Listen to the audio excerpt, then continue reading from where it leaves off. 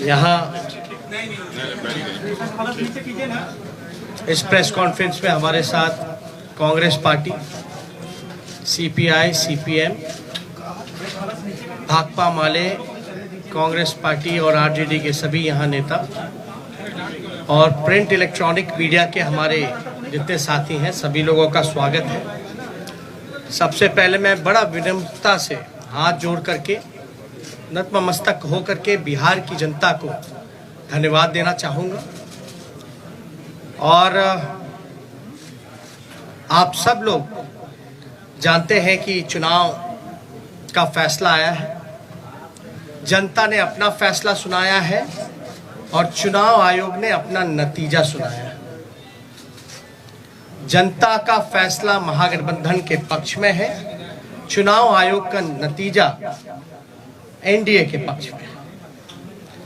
आप सब लोग ये समझ सकते हैं कि जनता का जो जनादेश है और जो नतीजा इलेक्शन कमीशन का है, नतीजे और फैसले का बड़ा अंतर है। फैसला हमारे पक्ष में और नतीजा उनके पक्ष में। ये कोई बिहार में पहली ऐसी कोई घटना नहीं है। 2015 में महागठबंधन जब बना था तो वोट जो है, जनादेश जो है, वो महागठबंधन के पक्ष में था, लेकिन चोर दरवाजे से बीजेपी सरकार में आई, जो कि बीजेपी के जनता का जो आदेश था कि बीजेपी को विपक्ष में रहना।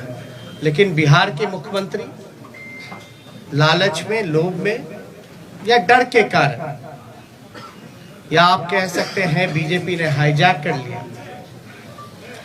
बीजेपी की सरकार रही, कहा जाता है डबल इंजन की सरकार, लेकिन पूरे चुनाव में हम लोगों ने जो सही मुद्दा था, जो जनता का मुद्दा था, चाहे सरकारी नौकरी रोजगार के सवाल पे, गरीबी, भूखमरी, पलायन, मजदूर, किसान, शिक्षा, चिकित्सा, या आप कह सकते हैं नियोजित शिक्षकों की जो समान काम समान वेतन या स्वयं सहायता समूह के मानदेय की बात रही हो, नौकरी की बात रही हो, उसको लेकर के हम लोग बड़े सकारात्मक रूप से हम लोगों ने मुद्दा बनाया और मुझे खुशी है कि जनता ने हम लोगों का साथ दिया और उस मुद्दे पे चर्चा हुई।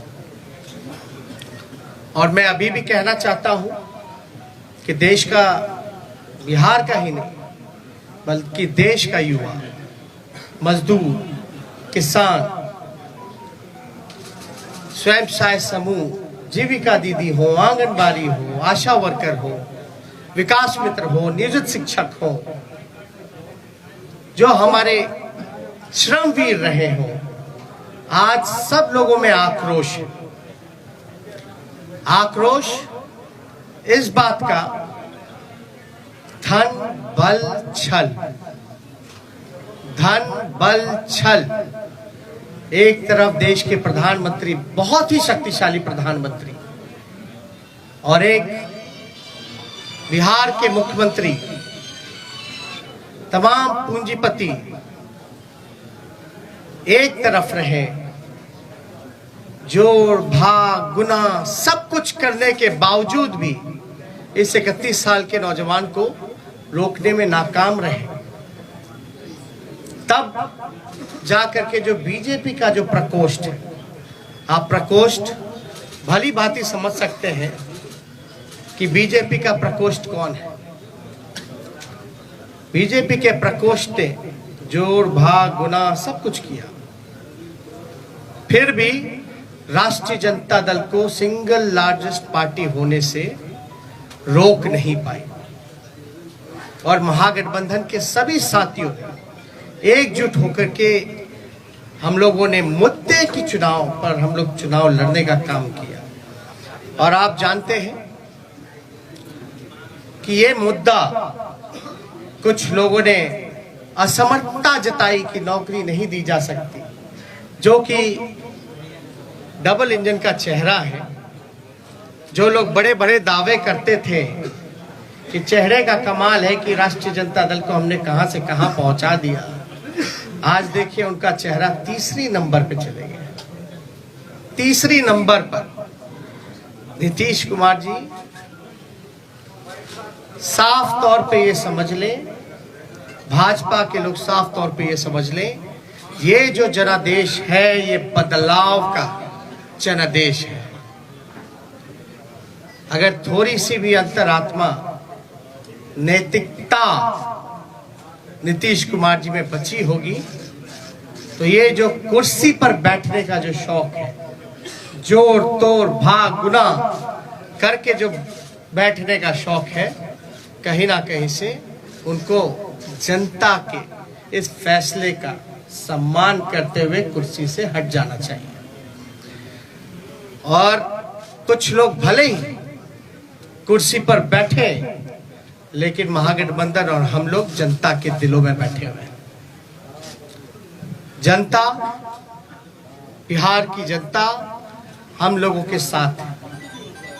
और बड़ा आश्चर्य की बात है, अभी तो हम लोग धन्यवाद यात्रा भी निकालेंगे, क्योंकि हमारा स्पष्ट मानना है कि हम जीते हैं, हम हारे नहीं हैं, हम जीते हैं।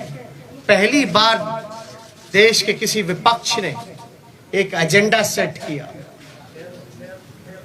और ये जो नतीजा आया है ये हमारे पक्ष में फैसला है और नतीजा जो उनके पक्ष में। लेकिन क्या ये सवाल खड़ा होता है कि देश के खासतौर पे बेरोजगारी, जहां बिहार में 46.6% है, जहां मुख्यमंत्री असमर्थता जताते हैं कि नौकरी नहीं दे सकते, तो क्या बिहार का जनता रोजगार नहीं चाहता? बिहार की जनता सरकारी नौकरी नहीं चाहता? ये सवाल खड़ा करता है। और हम लोग तो धन्यवाद यात्रा में भी जल्दी ही जाएंगे, लेकिन सरकार में अगर जो लोग छल कपट धन बल के कारण जो लोग बैठ रहे हैं, उनसे हम कहना चाहते हैं कि 4 दिन की ही चांदनी है, लेकिन अगर 19 लाख रोजगार, समान काम वेतन नियोजित शिक्षकों को, स्वयं सहायता समूह को अगर मानदेय, शिक्षा चिकित्सा अगर नहीं सुधरी जनवरी तक के महीने पर, तो हम महागठबंधन के लोग बड़ा आंदोलन करने का काम करेंगे। दूसरा पहलू, कुछ लोग बड़ा कहेंगे कि हार गए तो लोग रो रहे, नहीं,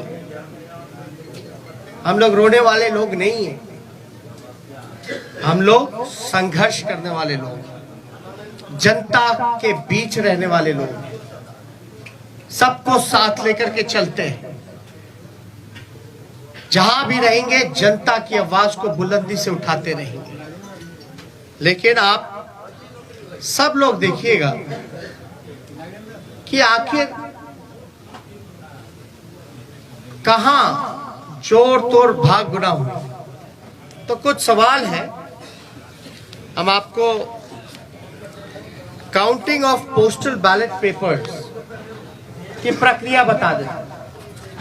काउंटिंग पोस्टल बैलेट में एक दिन पहले ही राष्ट्रीय जनता दल के पेज से एक वीडियो जो है एक जारी किया गया था, ठीक चुनाव से पहले। उस वीडियो में साफ तौर पे दिखाया था कि रात के अंधेरे में आरा में रात के अंधेरे में एक गाड़ी निकली, उस गाड़ी में पोस्टल बैलेट के बक्से निकले। चुनाव आयोग बताए कि रात में कोई भी ट्रांसपोर्टेशन, चुनाव के वोट बक्से कोई इधर से उधर ले जाया जा सकता है, नहीं ले जाया।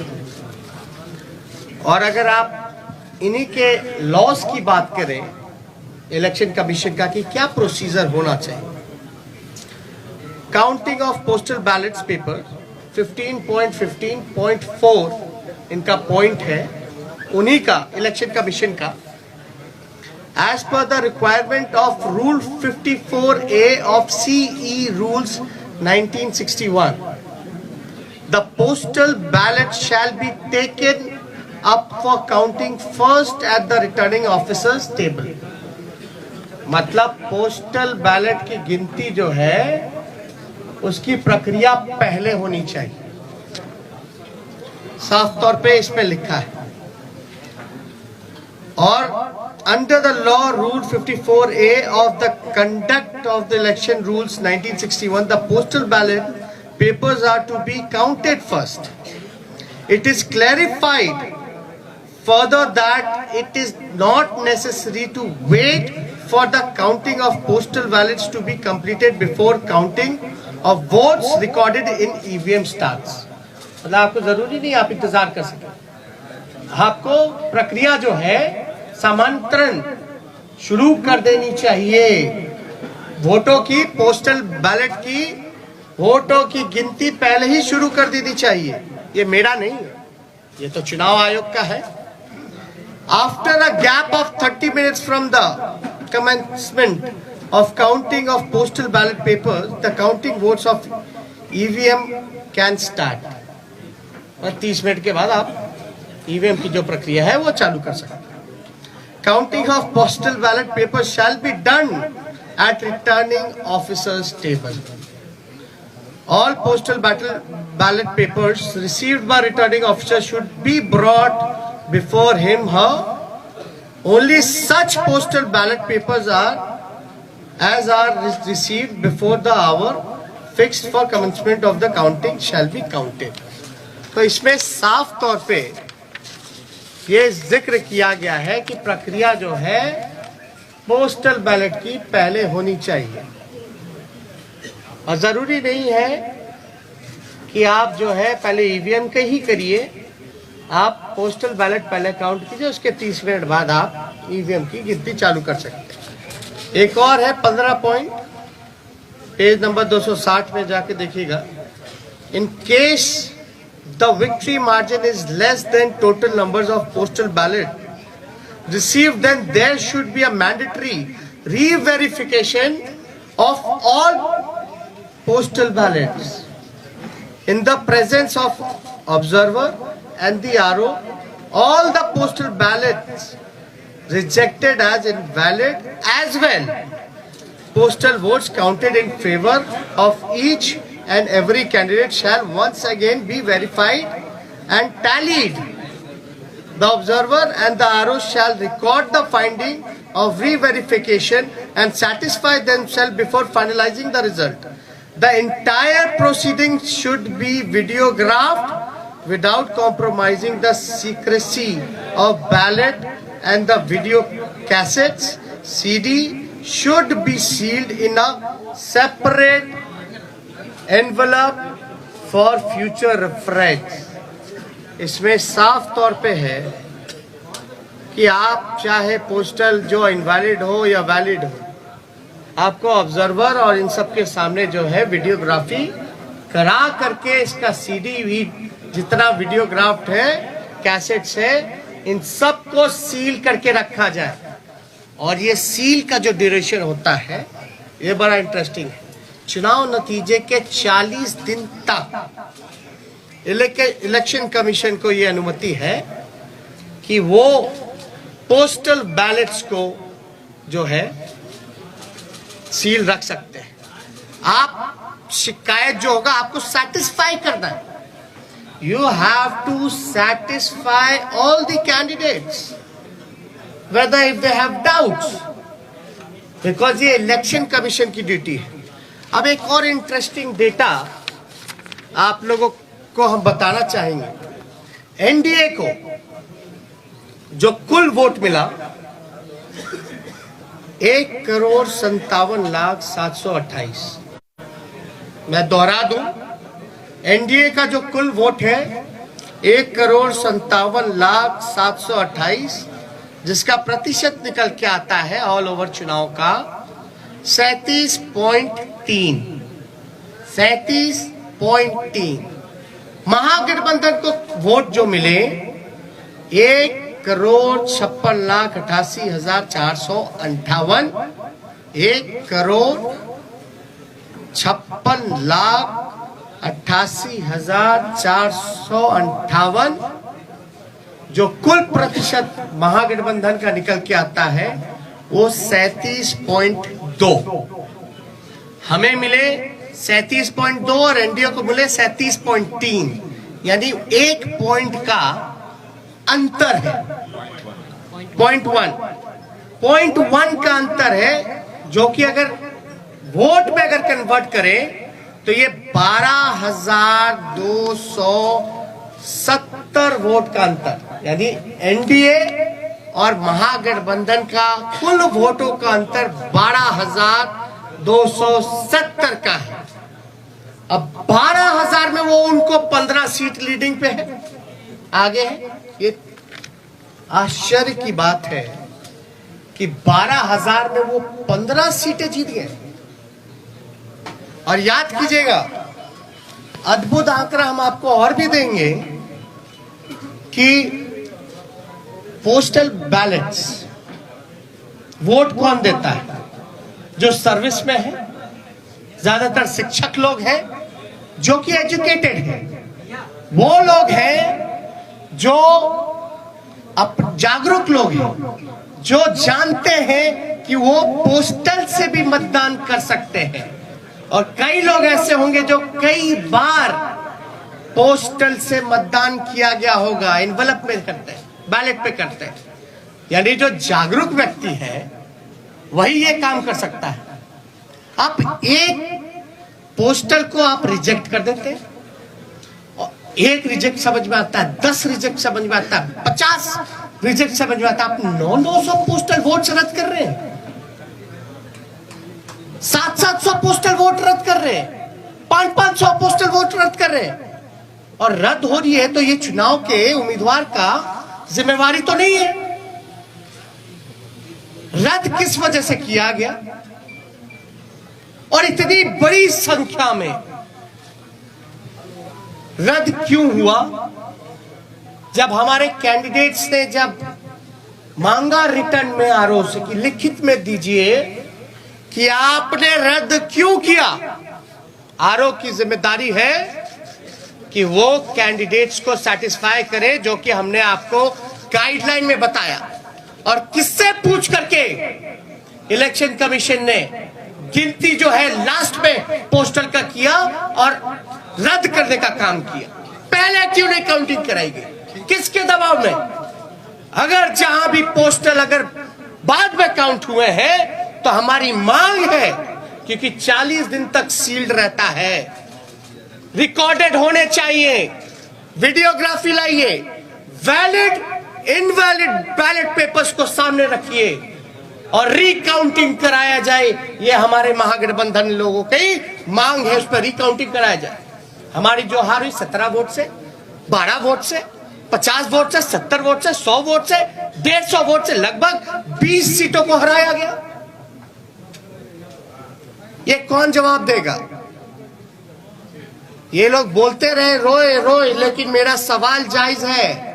चुनौती देता हूं बिहार के मुख्यमंत्री को, जो चोर दरवाजे से सत्ता हटियाना चाहते हैं, सत्ताधारियों को, कि पोस्टिंग पोल, एक सवाल का जवाब दे कि पोस्टिंग जो हुआ है बैलेट का पोल जो हुआ है वो पहले होना चाहिए या बाद में होना चाहिए? वही लोग बताएं।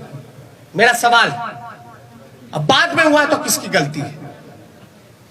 बस इतना सा मामूली सा सिंपल आंसर हम जानना चाहते हैं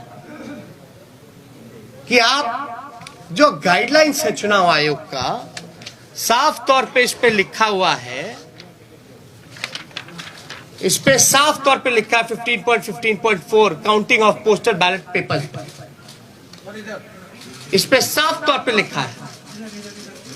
बताएं अगर काउंटिंग कराने में क्यों नहीं करा रहे भाई? हम लोगों के कैंडिडेट डिमांड करते रह गए, लेकिन हमारी बात को सुना नहीं गया, हमारे उम्मीदवारों को सुना नहीं गया। लास्ट में कई जगह तो ऐसा हुआ, राघोपुर का ही हम बता दें, राघोपुर का हम अपना बता दें, 3 बजे तक प्रक्रिया पूरी कर ली गई, रात के 11 बजे सर्टिफिकेट मिल गया। 11 बजे मेरा तो 37,000 का डिफरेंस था, लेकिन जहां कम मार्जिन, जहां हम जीत रहे थे, वहां पोस्टल बैलेट 900 संख्या में, तो आप कराते क्यों भैया? जब रद्द ही करना है तो पोस्टल पे काउंट ही मत कर, वोट ही मत कराइए। अगर पोस्टल का अगर कोई वैल्यू नहीं है, रद्द ही करना है, तो आप वोट क्यों कराते हैं? काउंटिंग प्रक्रिया में क्यों जोड़ते हैं? या तो रिकाउंटिंग कराइए, आपके पास तो पूरा दस्तावेज, सब दूध का दूध, पानी का पानी हो जाएगा, पता चल जाएगा कौन किसके दबाव में काम कर रहा है, किसके इशारे पे काम कर रहा है। तो ये कई जगह तो सर्टिफिकेट दे करके छीनने का प्रयास किया गया। अब आप बताइए, हम सबूत कहां से लाए? ना मोबाइल ले जाने दिया जाता है, मोबाइल ले जाने दिया जाता तो सब पता चल जाता है, ना किसी को प्रवेश किया करने दिया जाता है। हमको तो छोड़ दिए, मीडिया के लोगों को भी प्रवेश नहीं करने दिया जाता है, और लोग कह रहे हैं कि सबूत ला। कहां से लाए सबूत? सबूत तो वहीं से आएगा ना जब आप इसकी रिकॉर्डिंग निकालिएगा, सीसीटीवी की, वीडियोग्राफी की। बैलेट इनवैलिड जो क्यों निकाल के दिखाओ ना जनता को। क्या जिनका रद्द किया गया वोट, क्या तो आप वोटर मानते ही नहीं है? अगर रद्द हुआ तो क्या प्रक्रिया है कि वो फिर से पुनः मतदान करे? चुनाव आयोग के लिए तो एक एक वोट का महत्व है ना। लोकतंत्र में आप 900 वोट पोस्टल बैलेट का रद्द कर दीजिएगा एक कॉन्स्टिट्यूएंसी में, और वो भी एजुकेटेड जागरूक वोटर्स का, जो सर्विस में है, उनके वोट के मान नहीं होगा, तो भाई सवाल तो बनता है। क्योंकि ये लोकतंत्र बचाने की लड़ाई है, और लोकतंत्र कैसे बचे? और एक वोट से हार भी होती है, जीत भी होती है, लेकिन आप देख रहे होंगे ना, चेहरे का चमक कहां चला गया? तीसरे नंबर पर। अब तक सामने नहीं आए, फिर क्वारंटाइन हो गया, फिर क्वारंटाइन हो गया। अरे भैया, अंतरात्मा जगाइए, नैतिकता, सिद्धांत, नीति, विचार सब धूमिल आपने कर लिया। अब आपने तो खुद कहा संन्यास लेने की बात, संन्यास लेने का काम कर रहे हैं, तो कम से कम आखिरी के क्षण दिनों में काली अपने मुंह पे मत पुतवा करके जाइए। काली अपने मुंह पर या जनता का हाय लेकर के अपने राजनीतिक सफर का अंत मत कीजिए नीतीश जी, अंतरात्मा जगाइए। इसलिए हम सब लोगों को लगा कि ये प्रेस कॉन्फ्रेंस करना, और मैं पुनः बिहार को धन्यवाद दूंगा, धन्यवाद यात्रा करूंगा।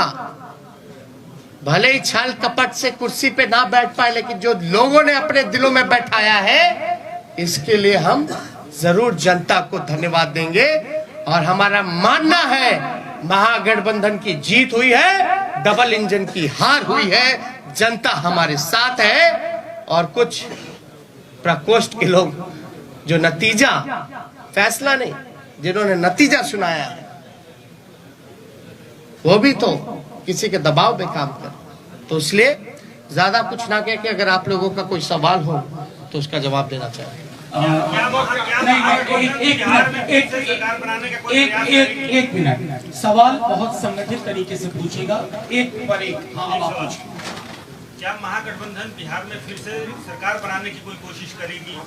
कहीं से उम्मीद वैसी है, या फिर और कोई आंकड़ों के द्वारा सरकार बनाने की कोई कोशिश होगी? देखिए, हमने साफ तौर पे बोला, ये मैंडेट जो है बदलाव का मैंडेट है। ये जनादेश जनता ने बदलाव के लिए दिया।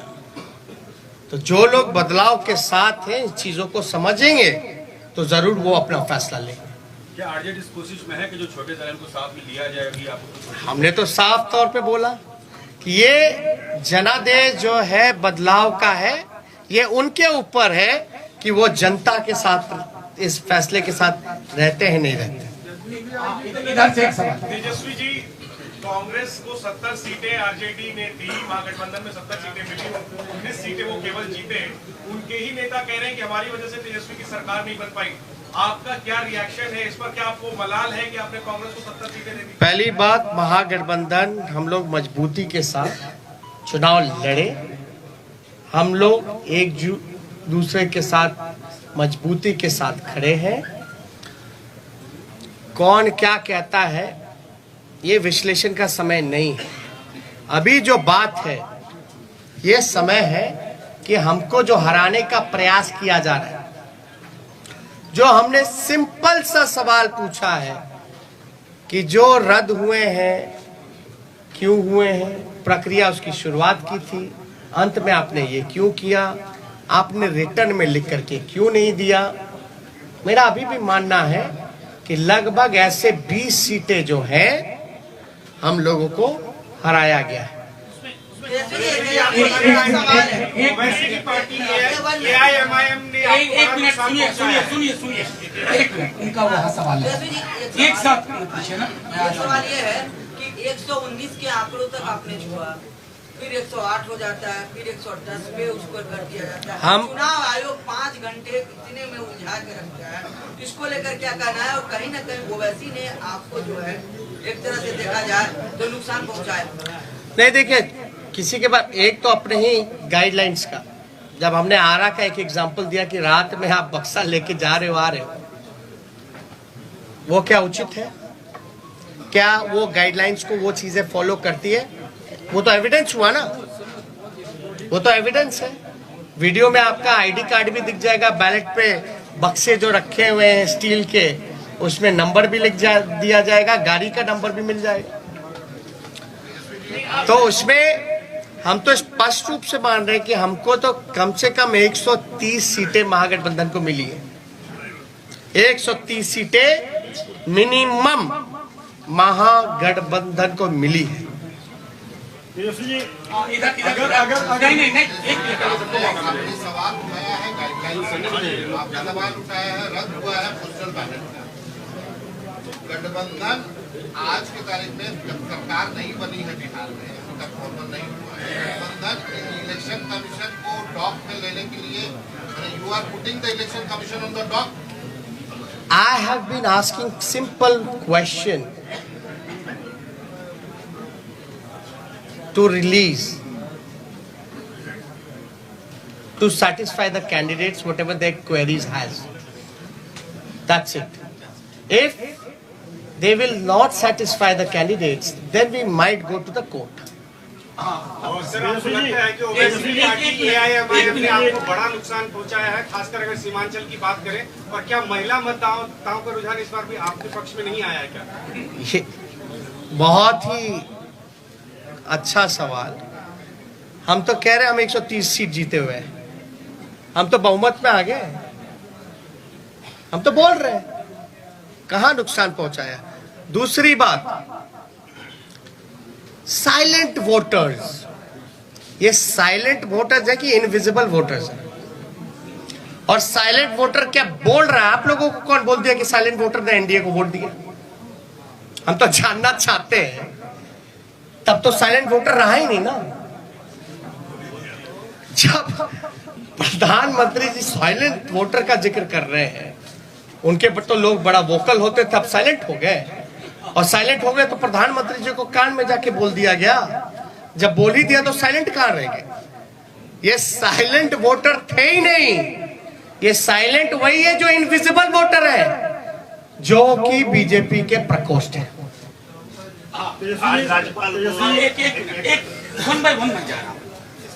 तेजस्वी जी, नीतीश कुमार कहते हैं कि महिलाएं आज भी उनके साथ हैं, महिलाओं का साथ रहा इसलिए उन्होंने सत्ता वापसी फिर से करना है। दूसरी बात, आप कह रहे हैं कि हमारे साथ अन्याय हुआ है, तो क्या न्याय पाने के लिए कोर्ट का दरवाजा खटखटाएंगे, सुप्रीम कोर्ट, हाईकोर्ट जाएंगे आप लोग? देखिए, कौन किसके साथ है, कहां किसके साथ है, हा?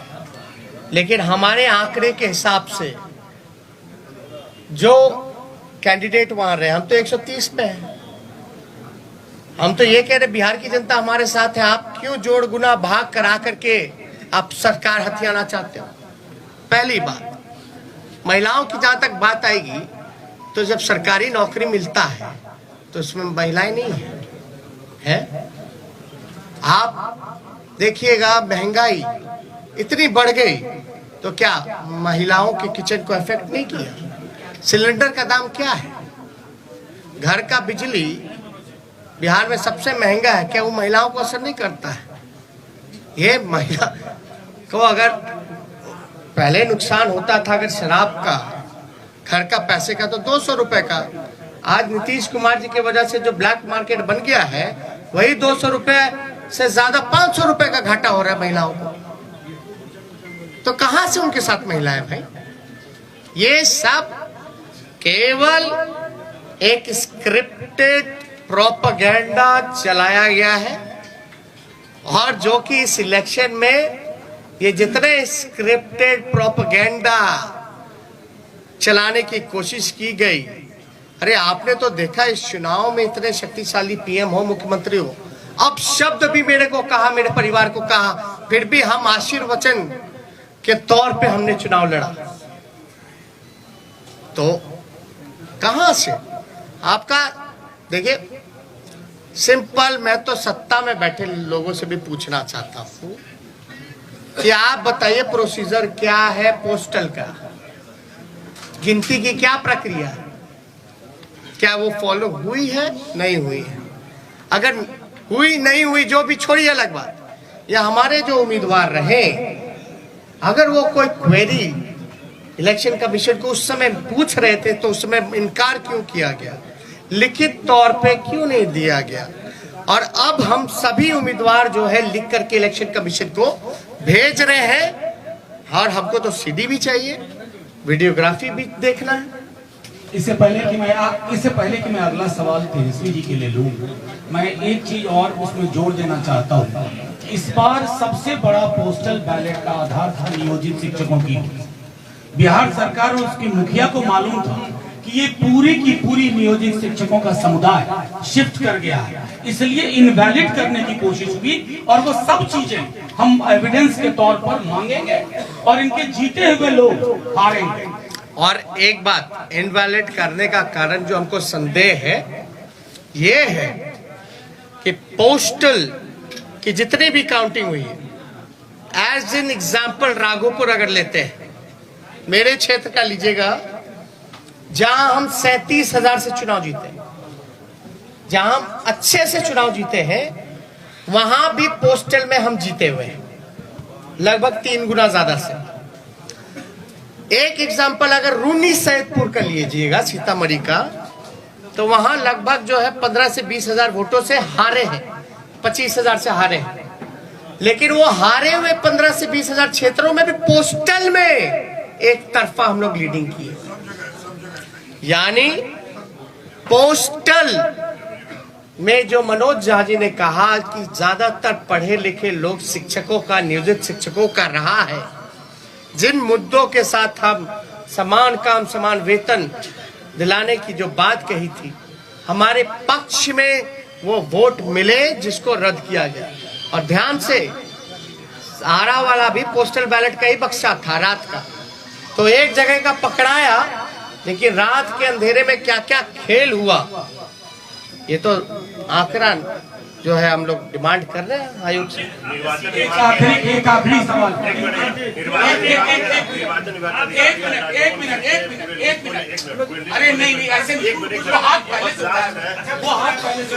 राजभवन गए और उनसे जब सवाल किया गया कि विपक्ष जो आरोप लगा रहा है उस पर क्या कहना है उनका, उन्होंने कहा कि हमने विपक्ष को कहा है। अरे भैया भाई सुनिए, समझ गए आप। एक मिनट, गवर्नर चुनाव लड़ रहे थे क्या?